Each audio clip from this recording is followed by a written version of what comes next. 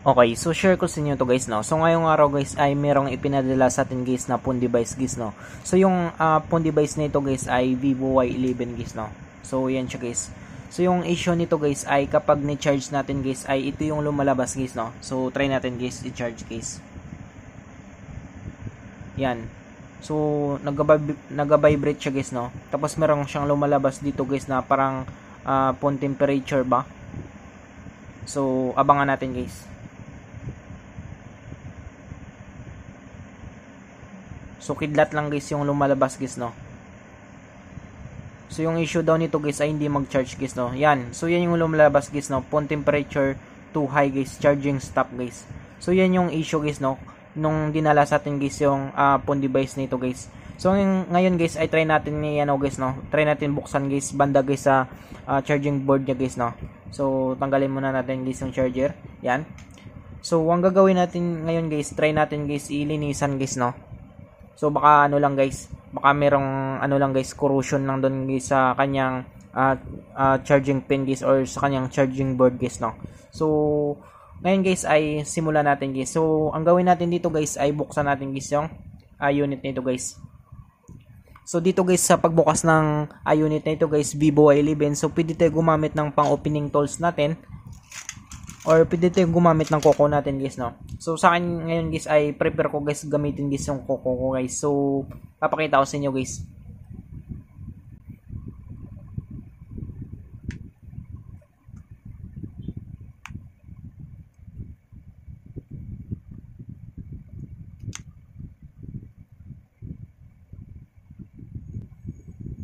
So yan siya guys, no. So nabuksan na natin guys. So dito guys wag niyo kalimutan guys yung SIM tray niya guys, no. So sa akin guys ay yung SIM tray niya guys ay tinanggal ko na guys, no. So wag niyo kalimutan guys baka ano guys, no, maputol guys yung SIM tray niya. So dapat guys pag nabuksan natin guys yung back cover nito guys ay natanggal rin natin guys yung SIM tray niya guys, no. So ngayon guys ay buksan natin. Yan. So dandan lang natin guys, no, meron siyang ano guys, no, fingerprint sensor guys. Meron siyang flex guys sa fingerprint sensor niya. Yan. So ito siya guys, no. So wala nang lock guys. So tanggalin natin yan siya guys. So sa inyo guys kapag bagong bukas guys meron yan siyang lock guys, no. So pag bukas ko nito guys ay wala na siyang lock guys. So tanggalin natin yan. Yan. So tabi natin yan. So ngayon guys yung gagawin natin guys ay bubuksan natin guys yung dito banda guys sa charging board niya. So tignan natin guys kung anong meron guys sa kanyang charging board guys, no.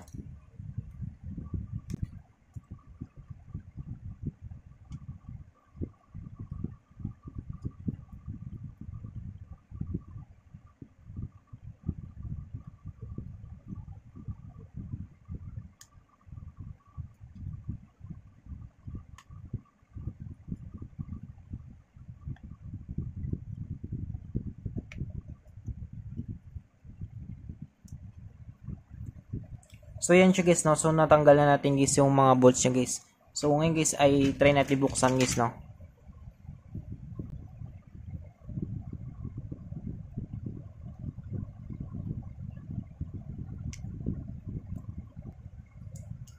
Yan. So tabi lang natin to guys. So kung makita nyo guys, basa siya guys, no. Yan. So parang meron siyang moist guys. Yan. So kung makita nyo guys, no, meron siyang basa guys. So baka napasukan nito guys ng tubig guys, no. So try natin guys linisin guys. Gamit guys yung panglinis natin guys na Lucky Thinner guys. Yan. So basa kasi siya guys.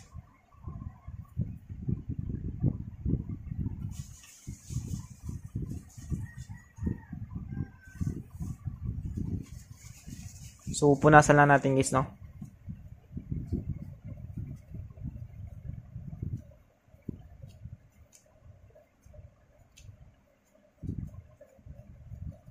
So tanggalin na rin natin ito guys. Yung flex niya dito guys, tanggalin natin yung flex. Tapos tanggalin natin guys yung ano niya guys, no, antenna niya dito.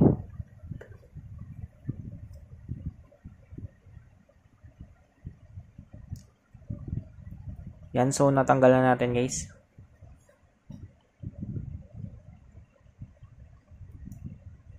Tapos tanggalin natin guys yung charging board niya guys.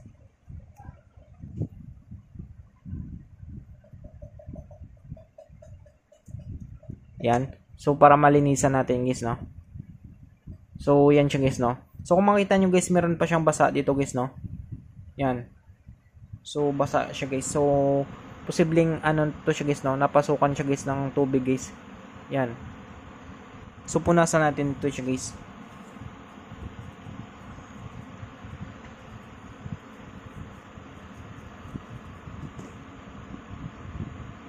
So ito guys yung charging board niya guys, no. So kung makita nyo guys, basa rin siya guys, no. Yan.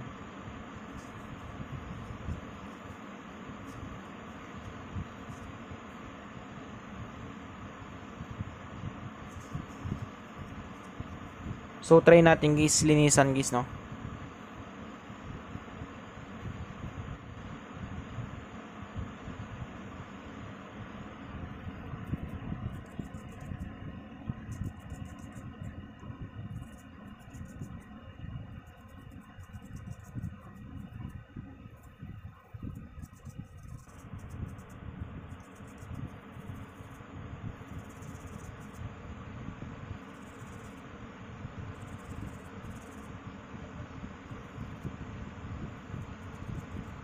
So yan siya guys, no. So ngayon guys ay try natin ibalik guys.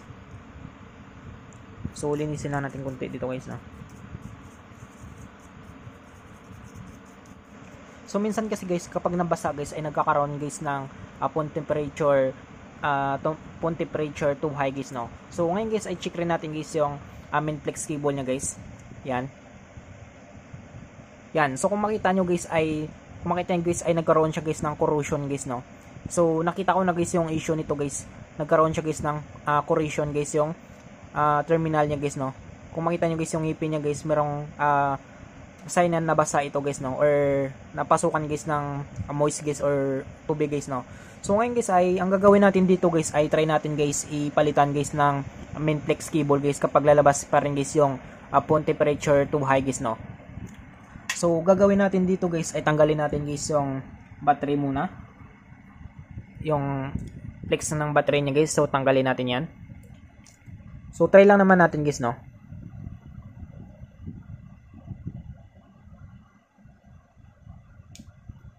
Yan, so natanggal na natin guys. Tapos tanggalin na rin natin guys yung ano niya guys, yung ito, yung main flex cable nito guys.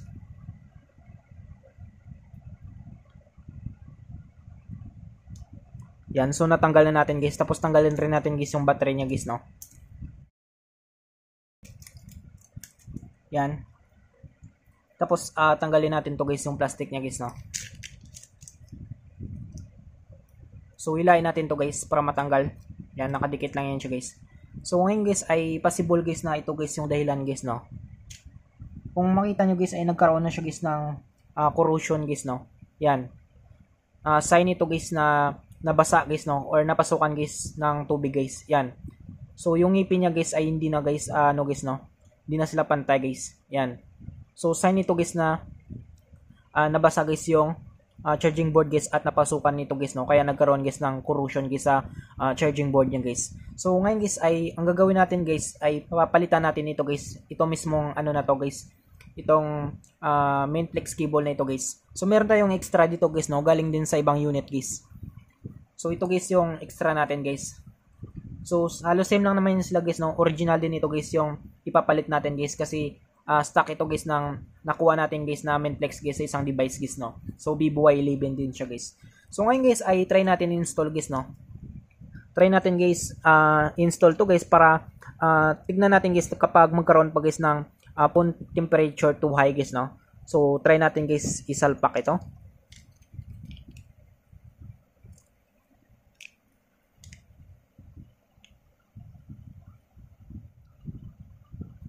So yun siya guys, no. So nasalpak na natin guys. So try natin guys lagay dito guys sa ano niya.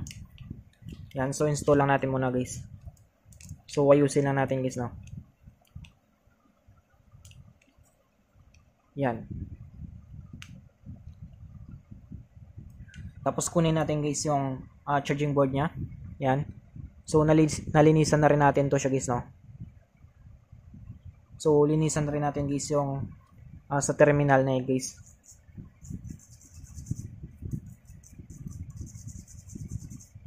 So yung sa terminal niya guys ay okay naman siya guys, no. Doon lang talaga sa main flex niya guys ay natamaan guys yung main flex niya. Siguro nga guys dahil sa basa guys, no, or sa mga moist guys. So try natin guys install to guys, no.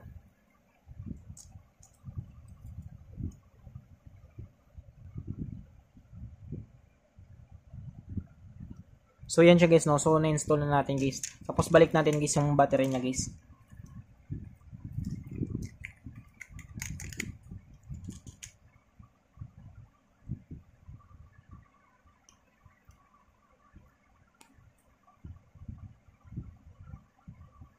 So yan siya guys, no. So ngayon guys, try natin guys i-charge guys, no. Kapag lalabas pa rin guys yung phone temperature too high guys. So try natin guys i-charge guys. Yan, so wait lang natin guys, no. So try natin kapag lalabas pa rin guys yung phone temperature too high guys. Yan, so wait lang natin guys. Yan. So kung makita nyo guys ay nagcha-charge na siya guys, no. So hindi na siya lumalabas guys yung phone temperature too high guys, no. Charging stop guys. So hindi na lumalabas yung ganong issue guys. So ibig sabihin guys, yung tama nun guys ay ito guys, no, yung main flex nito guys ay nagkaroon guys ng corrosion guys, no. Dahil nga siguro guys sa basa guys. So ngayon guys ay na-fix na natin guys yung issue ng phone device natin guys, no. So ganoon lang kadali guys, no, kung paano natin guys ma-fix guys yung phone temperature too high guys, no, charging stop guys. Okay? So I hope guys na makatulong sa inyo itong video tutorial natin. Sa mga bago pa lang sa ating channel guys, no, huwag natin guys kalimutan guys i-click guys yung subscribe at yung notification bell button para ma-update ko kayo guys sa susunod natin na video tutorial. Thank you guys and God bless sa lahat.